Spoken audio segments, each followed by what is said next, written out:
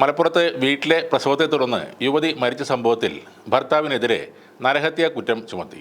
ഇയാളെ ഇന്ന് കോടതിയിൽ ഹാജരാക്കും. ഇന്നലെ പെരുമ്പാവൂരിലെ ആശുപത്രിയിൽ നിന്ന് മലപ്പുറം പോലീസ് സിറാജുദ്ദീനെ കസ്റ്റഡിയിലെടുത്തിരുന്നു. വീട്ടിലെ പ്രസവത്തെ തുടർന്ന് യുവതി മരിച്ച സംഭവം മനഃപൂർവ്വമായ നരഹത്യ തന്നെയെന്ന് ആരോഗ്യവകുപ്പ് മന്ത്രി വീണ ജോർജും പറഞ്ഞു. അസ്മ 5ാമതും ഗർഭിണിയായത് ആരും അറിഞ്ഞില്ല. ആശാവർക്കർമാരോട് പോലും കള്ളം പറഞ്ഞെന്ന് പ്രാഥമിക അന്വേഷണത്തിൽ കണ്ടെത്തിയെന്നും ആരോഗ്യമന്ത്രി പറയുന്നു.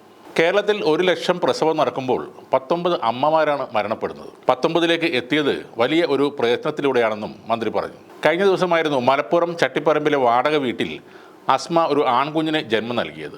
അസ്മയുടെ 5ാമത്തെ പ്രസവമായിരുന്നു അത്. പ്രസവ സമയത്ത് തന്നെ അസ്മ അസ്വസ്ഥത പ്രകടിപ്പിച്ചിരുന്നു. എന്നാൽ ആശുപത്രിയിൽ എത്തിച്ച് വേണ്ട ചികിത്സ നൽകാൻ ഭർത്താവ് സിറാജുദ്ദീൻ തയ്യാറായില്ല.